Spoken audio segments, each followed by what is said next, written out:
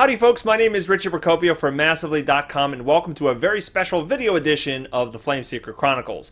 For those of you who don't know, Elizabeth Carty has moved on from Massively and I'm going to be temporarily taking over the column and doing it in a kind of different video format to see how it goes. Now, the Flameseeker Chronicles has been around for years and it's been handed down from Ruby Bayer to Elizabeth Carty, and now I have some very big shoes to fill, so please be gentle. I'm very sensitive. Today's topic is the Karka events are not done, right? We had the 2 content patches in May. We had Secrets of South Sun and then Last Stand at South Sun, and stuff's not over, right? Today, June 4th, 2013, there's going to be more stuff in this story arc, kind of like wrapping things up, the finale. What we're going to be seeing today is a map-wide event is going to be hitting South Sun. So let's describe how this is going to work. There's going to be 4 settlements that are going to be being attacked by all sorts of creatures. It's probably going to be like the creatures we're familiar with, the Karka, the Reef Riders, and the Reef Drakes. They're probably going to be different events that are going to be going on with these settlements. And players will have to fight back and try to control these outposts.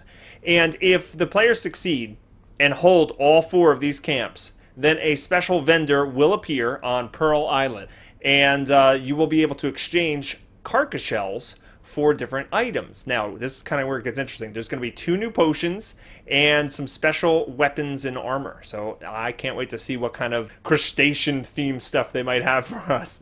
Now, the 4 points the players are going to control are Keel's Outpost, Steampipe Steading, Point Pride, and Camp Karka. And there's another thing that happens if you control all 4 points. The Crazed Karka Queen will actually spawn and will appear at Steampipe Steading once those players activate those 4 outposts. Now, this is a boss fight. It's a world boss fight. And the Karka Queen will only stay around for 10 minutes. So players have 10 minutes to take her out. And if not, she will escape and she will appear at another one of the player-controlled outposts. And once again, you will have 10 minutes to defeat her.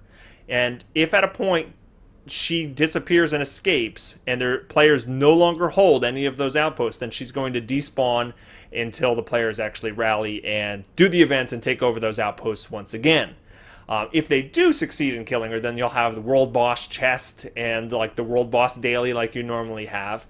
And, you know, you get to, you know, defeat her. Now, this is the cool thing about this. This is permanent content. This is staying in the game even after all the South Sun Karka event stuff, the living story moves on. This is permanent content. So we have a new World Boss that we can go after. It's a little bit different how to spawn it. It's a little bit different in that it's got like this, you know, fail condition with the how much time you've got.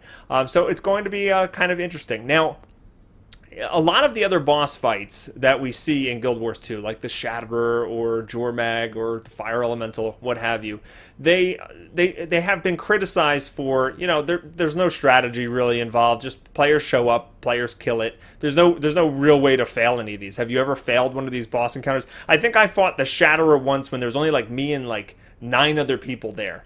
And it like took us like 30 minutes, but we still beat it. There were, you know, even if you die, you know, the waypoint, you just run back and you jump back in. So there's a couple of these world bosses like Balthazar that have a fail condition, like that there's a time limit, right?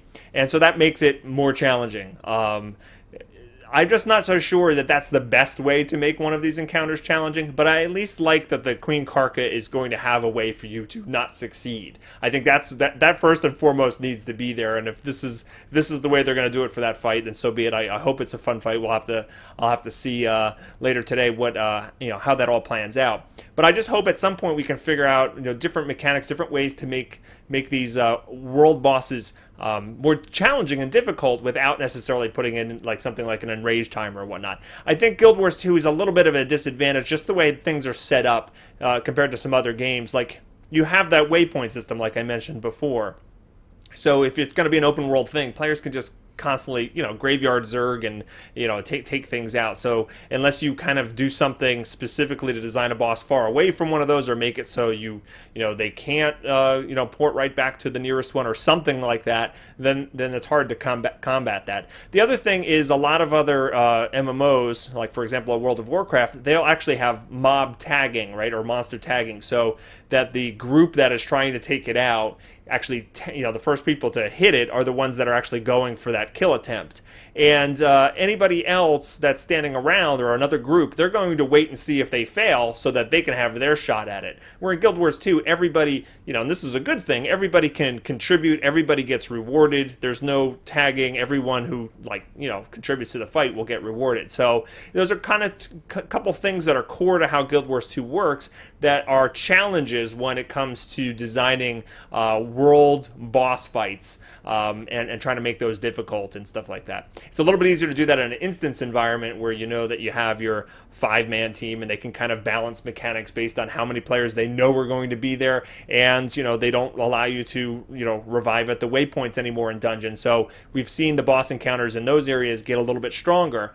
So I hope to see what I hope to see that the Queen Karka is the next level of world bosses. And I know that ArenaNet has also talked about going back and revamping some of the older world boss fights, and I would love that, absolutely.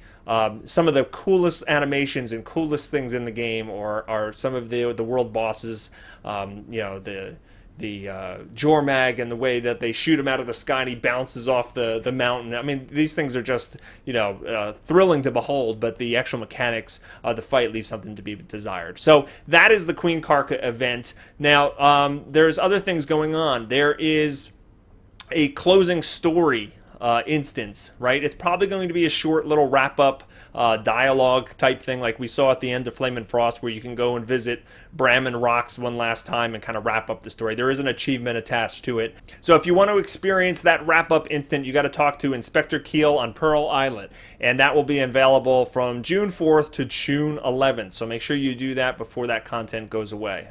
There's also some new rewards and timelines you should be aware of. All of the creatures in South Sun Cove have a chance to drop the Mini Reef Rider and the Settler's Amulet, Settler's Keepsake, and Settler's Ring, and that is through June 11th. Those accessories and jewelry items are exotic level gear, level 80, and they have a toughness primary stat with healing and condition damage. Now, if you don't get those drops, naturally you can purchase them on the trading post. They are actually pretty cheap. The mini pet was going for a little over $1 gold, and I think the exotic accessories and jewelry going for about 40 silver a piece. So anyone who wants those should be able to get those.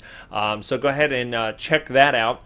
The exclusive backpacks that have been in the game since earlier in May, the Fervid Sensor, which is the flower, or the back corsage as I call it, or the Tentacle Nightmare backpack, the Sclerite Karka shell, the Cthulhu-looking thing. Those things are still available. You have to do achievements. You have to do the South Sun achievements to actually get them. Those are going to be gone at June 11th. If you need a guide to know how to do that, check out my YouTube channel, or check out your resources like Dolphy.net. They're really good for this kind of thing. So that's kind of what's going to be happening, wrapping up the South Sun story arc. Now, there have been a lot of criticisms about the living story in general. Flame and Frost started in January, and and I've shared I've shared some concerns. I like what ArenaNet is going for with the living story. Like, let's change the world. Let's pump out very frequent content. Let's tell these story arcs, and let's give players rewards and a reason to want to log in all the time, right? Because we don't have standard gear progression, and some people, one of the criticisms of the Guild Wars 2 endgame is they don't, for certain players, not all players, certain players don't feel like that drive to constantly log in. There's not that feeling of, oh, I'm falling behind in gear and I won't be able to experience content. You don't have that in Guild Wars 2, so they need a compelling reason to get players logging into the game more frequently, and their attempt to do this is with the living story. Now, some of the concerns and some of the ones that I've shared is January saw Flame and Frost start off, but we really only got the volunteer achievement. It didn't take very long. It was kind of a repetitive thing, and there were some bits of lore here and there, some hidden little things. And in February, and then we waited a full month for February to come out, and then there was a couple more little things to do. And then finally in March, we got to meet Bram and Rox and do those solo instances. And still, that was fun and engaging, but it was only like an hour or so worth of content. And then they wrapped things up in April, and they had that Molten Weapon facility, which was a new dungeon that a lot of people liked, and really started getting the ball rolling. Now, if you think about what we just experienced with South Sun, sure, it wasn't mega amounts of content, but look at how condensed the time frame was, right? We saw the first South Sun stuff the middle of May. We've got another segment of it 2 weeks later at the end of May, and here we are like a week after that on in the early June, and this story arc is wrapping up. So we've had 3 chunks of content in less than a month, whereas before Flame and Frost took 4 months to kind of tell that story arc. So this is the cadence. If this is the cadence that we're going to expect new content from ArenaNet, if it's going to be really something where we're seeing things once a week or every 2 weeks or so, the living story can really start to take off and have a life of its own. Oh, a little bit of pun there. So I'm really curious to see how they keep going with this. How is this going to develop? It seems like they're learning they're learning how to produce content more and more rapidly, and it's something that I'm excited to see. We don't see many games take this kind of approach with their content, so I'm really interested to see how this all pans out. So let us know what you think. Are you jumping in to fight the Queen Karka today? Leave us a comment in the comments field below. If you have any questions, also go ahead and post them in there, and we'll see how this goes. I'm gonna see you next week for another Flameseeker Chronicles, and I hope everybody has a fantastic day. Take care.